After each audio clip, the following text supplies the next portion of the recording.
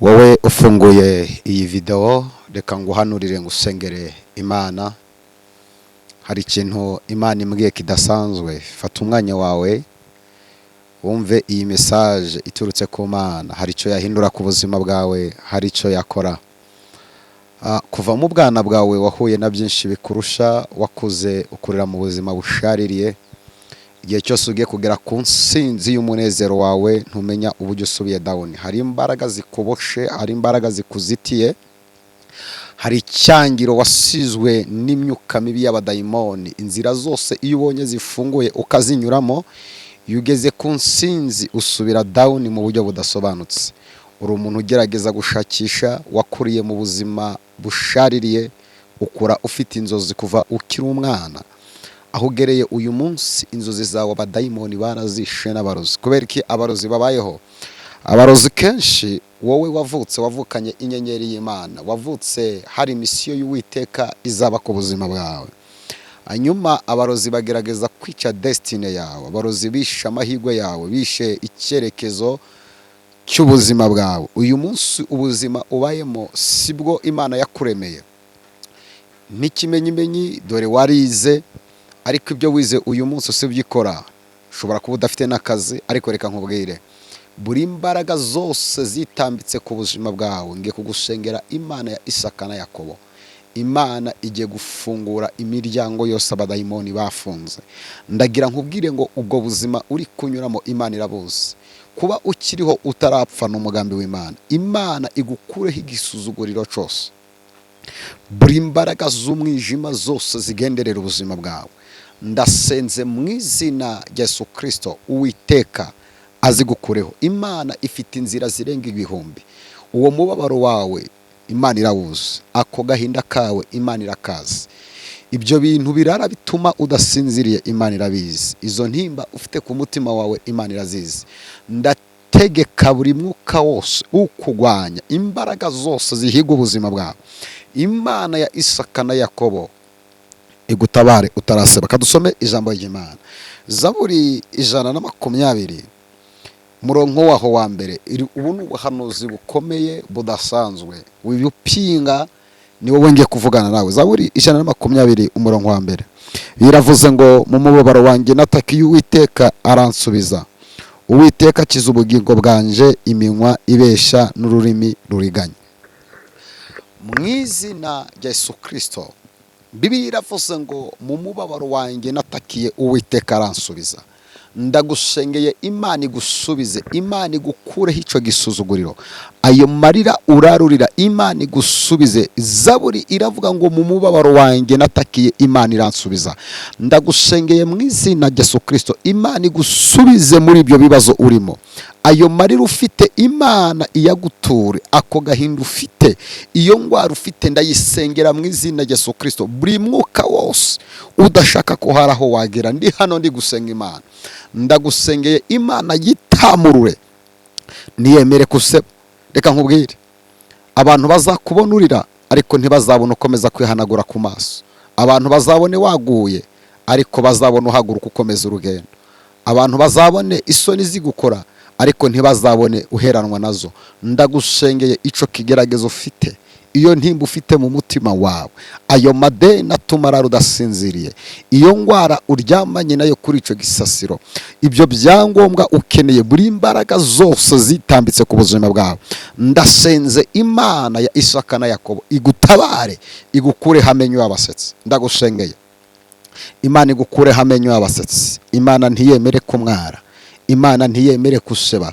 Ubwo buzima ubayemo bushaririye, ndagusengeye mu izina rya Yesu Kristo, Imana ibugusohoremo. Iyo ntimba ufite ku mutima wawe, icyo kigeragezo gituma urara ukanuye amaso, ndasenya uwo mwuka. Dore nta bitotsi ubona iyo ugerageje kuryama, ubura ibitotsi, ukarinda bugukeraho, urara mu ntekerezo z'ubuzima ubayemo.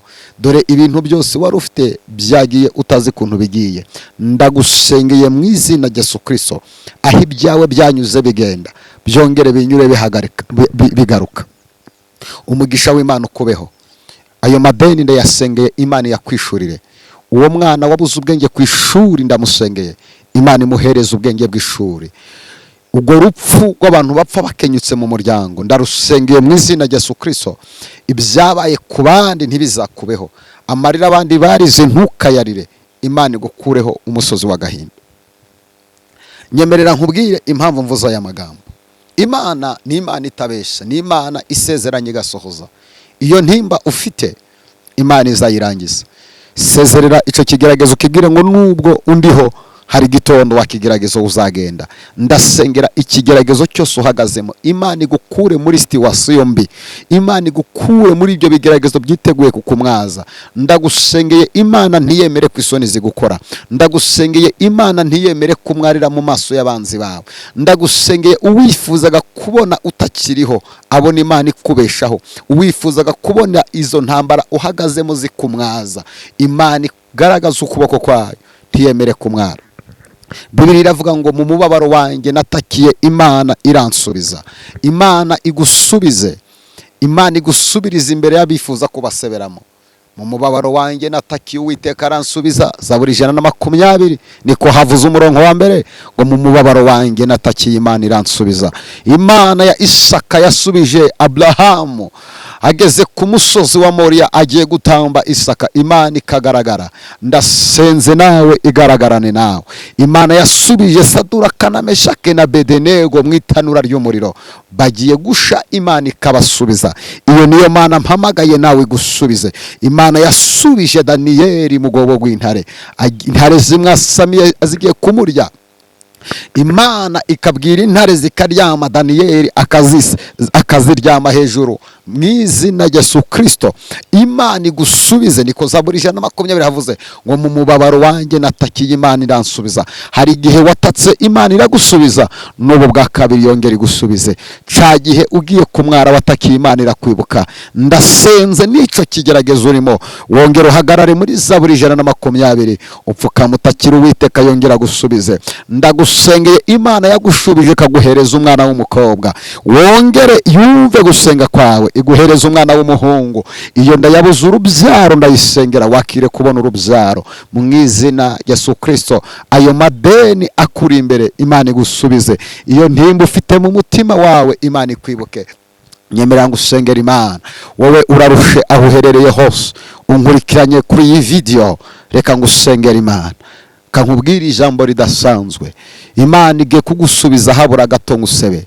Imana igushubije abakumwaza batarakugeraho. Imana igushubije abifuza kugushungera batarakugeraho. Imana igushubije abifuza kubona wikoreye amaboko batarabibona. Imana igushubije amenyo yari yaboroshwe ngo guseke ataraguseka. Mu izina rya Yesu Kristo wanesheje ku musaraba, ndagusengeye Imana ntiyemere kumwara. Imana igukureho igikomere cy'agahinda. Imana igukureho intimba ufite mu mutima wawe. Isoko ry'abanzi bawe Imana iritatanye. Imana iguhere agaciro muri uwo muryango washakiyemo, aho wasebeye ukambarira urubwa.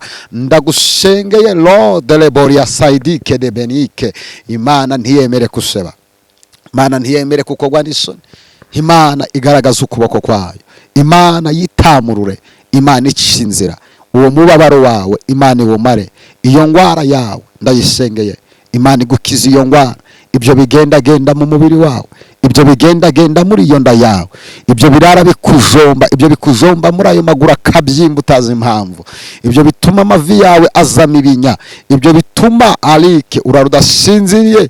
Ndagusengeye iri joro Imana ikora ikintu kidasanzwe ku buzima bwawe. Wowe urebye iyi video ubu n'ubuhanuzi bwawe, Imana ikuremera ubuhamya, Imana igukorera igitangaza. Abanzi bawe ntibazabone kurira kwawe, abanzi bawe ntibazabone guseba kwawe. Reka nkubwire ikintu kidasanzwe, umugambi w'Imana ugiye gusohora. Ibyo abantu bavuga ntibabisohoza, ariko ijambo Imana yavuganye nawe uzarisohoza. Reka nkubwire ngo humura, komera, shikama, wicika intege, Imana izagutabara. Witega ubwoba n'ibyo bigeragezo. Iyo akoze biriya ntaho yagiye, Imana izakora n'ibindi. Yakurinze kuvukira umwana ukambakamba mu nda ya mama wawe, ugasekera umwanzi uzi ngo arakwishimiye. Imana ikakurinda ukabubaye umugabo, ukabubaye umubyeyi, ukabubaye inkumi, ukabubaye umusore. Iriya Mana yakurinze usekera umwanzi ashaka kuguhitana, Imana ikamukurinda. Ntaho yagiye n'ibindi izabikora. Imana iracyagukunda, Imana iracyagufiteho umugambi. Sangiza iyi video abantu 12. Imana igukorere igitangaza muri aya mezi 12. Uzabona ineza y'Imana. Ku kwezi kwa 4 n'ukwa 5, ukwa 6, ukwa 7, ukwa 8, ukwa 9, ukwa 10, ukwa 11, ukwa 12. Uzabona ineza y'Imana uko bwije n'uko bukeye. Aho abandi baburira uzahabonere. Reka nkubwire, akanwa kakuvumye kakakuvuga nabi, nanjye mpagaze mu yandi mavuta ndakuvumura. Uwavuze kuzapfa uyu mwaka, ndakuvumuye uzarame abone ineza y'Imana kuri wowe. Uwavuze kutazabyara, nanjye mpagaze mu yandi mavuta nk'umuhanuzi w'Imana, ndavumura ibyo yavuze. Uzakire kukikira abana b'impanga uzabyare. Uwavuze ko diplome yawe nta gaciro izagira, ndayishengeye mu izina rya Yesu Kristo, diplome yawe izagira agaciro. Uwavuze ko perime nta kizakumarira, ndagusengeye perime yawe yakira akazi. Mpagaze mu mavuta. Ezekiel yahagaze mu mavuta, biravuga ngo ahanurira amagufa yongera kubaho. Nanjye ndahanura mu izina rya Yesu Kristo, amagufa y'ubuzima bwawe yumagaye yongera beho. Ndategeka ni widlibori yasaye, ibyo ubona ko bidashoboka bishoboke, ibyo ubona ko bitakwemera byemere, ibyo ubona ko bitakunda bikunde. Ndagusengeye Imana igukorera igitangaza. Imana ntiyemere kuseba, akira umugisha w'Imana. Imiryango yose ifunguke mu izina rya Yesu Kristo. Kanda subscribe tujye tubana mu bihe byiza byo gusenga. Imana iguhereza umugisha. Amen.